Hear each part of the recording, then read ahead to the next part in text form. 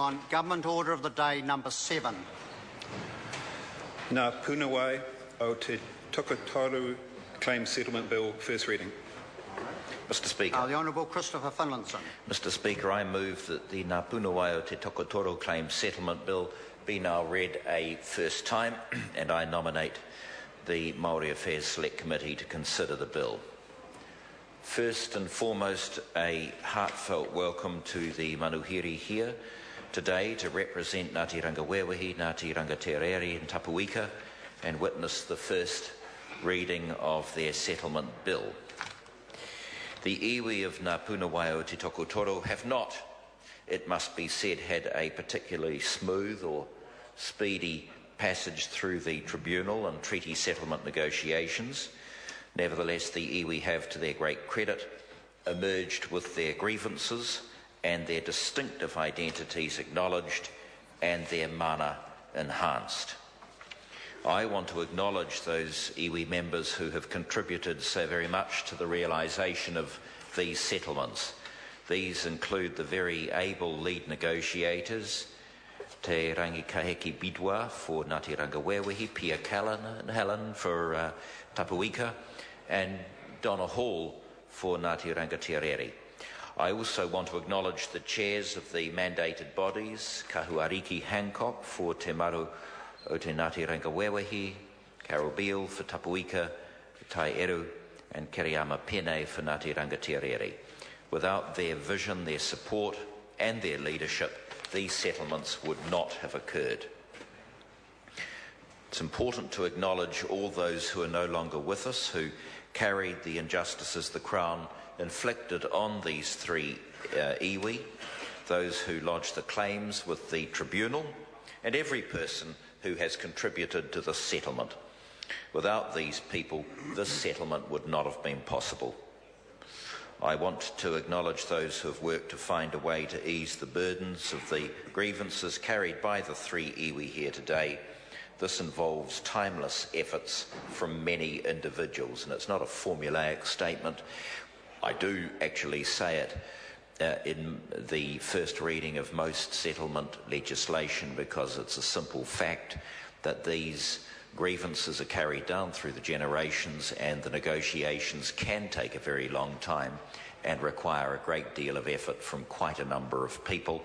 And as I've said before, so often it is the case that the grandnieces or the grandsons of the original claimants are the ones who are signing the deeds of settlement.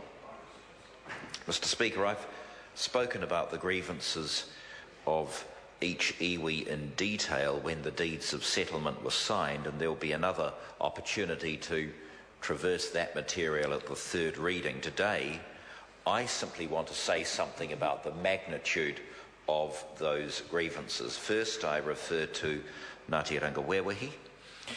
Its treaty grievances relate to the Crown's initiation of hostilities in Waikato in 1863 and Tauranga in 1864, and the subsequent loss of life for Ngāti Rangawewahi. The Crown also compulsorily extinguished Ngāti Rangawewahi customary interests through the Tauranga Raupatu of the 1860s and contributed to the erosion of traditional tribal structures of Ngāti Rangawewahi as a result of native land laws. The Crown failed to provide the iwi with an effective form of corporate title prior to 1894. The native land laws promoted by the Crown facilitated the alienation of lands and resources cherished by Ngāti Rangawewahi, including a site of very great significance at Hamurana Springs.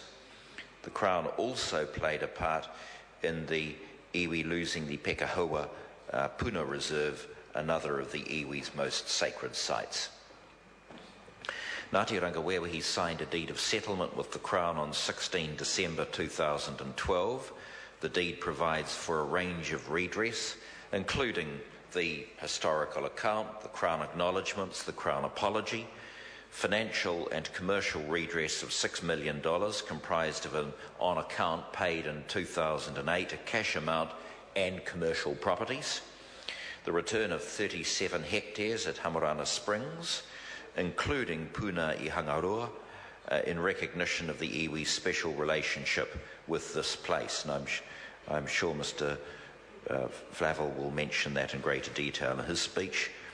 The vesting of Te Reo Anata, an 18.41 hectare site in Ngāti Rangawewahi, subject to a conservation covenant for biodiversity values and with a provision for the cultural harvest of flora.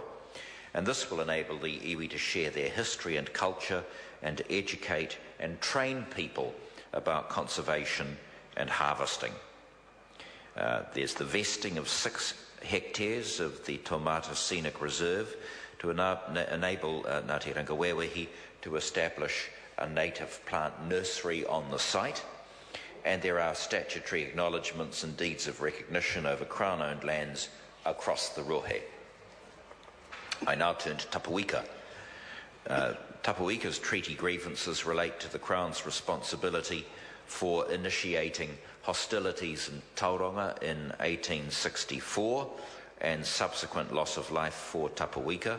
The Crown also compulsorily extinguished Tapawika customary interests through the Tauranga Raupatu of the 1860s and destroyed their settlements in 1867 using scorched earth tactics. The erosion of the traditional tribal structures of Tapawika resulted from native land laws and the Crown's 1875 determination of customary interests within the Rohe of Tapawika and the exclusion of Tapawika from the titles to around 40,000 acres of ancestral coastal lands. The Crown also unlawfully took a Tapawika urupa in 1971. The iwi are aggrieved also by the degradation, the continued degradation of the Kaituna River. Tapawika signed a deed of settlement with the Crown on 16 December 2013, a great day alongside Ngāti Rangawewahi. Redress in the deed of settlement includes, as with Ngāti Rangawewahi, the agreed historical account, the Crown acknowledgements and a Crown apology, the financial redress of $6 million, less the on-account payment of $2.5 million provided in December 2008, and the value of 17 commercial redress properties.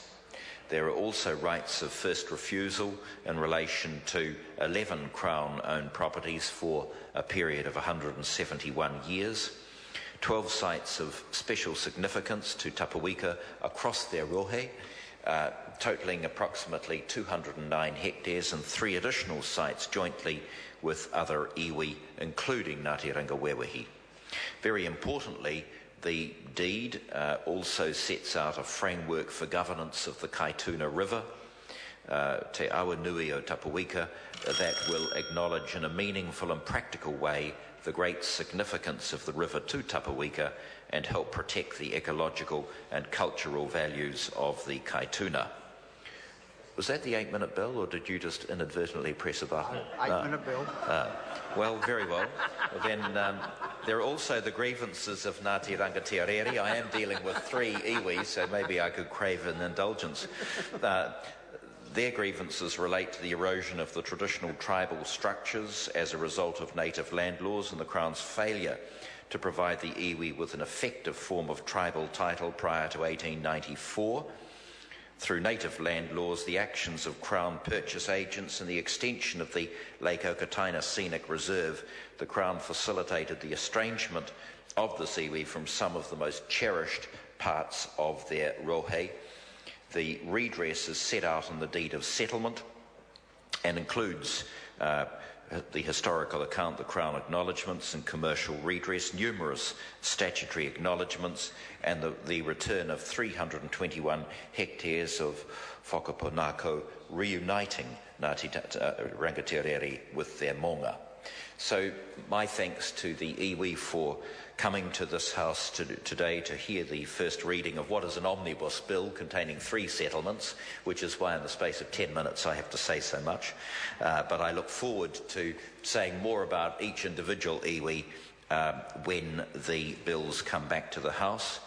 So I want to thank all of them for coming today, and finally my very special thanks to my Chief Crown Negotiator, Patsy Reddy, and the team at OTS for all their good work on these 3 settlements. I commend the bill to the House. The question is that the motion be agreed to. The Your Honourable Shane Jones. Speaker,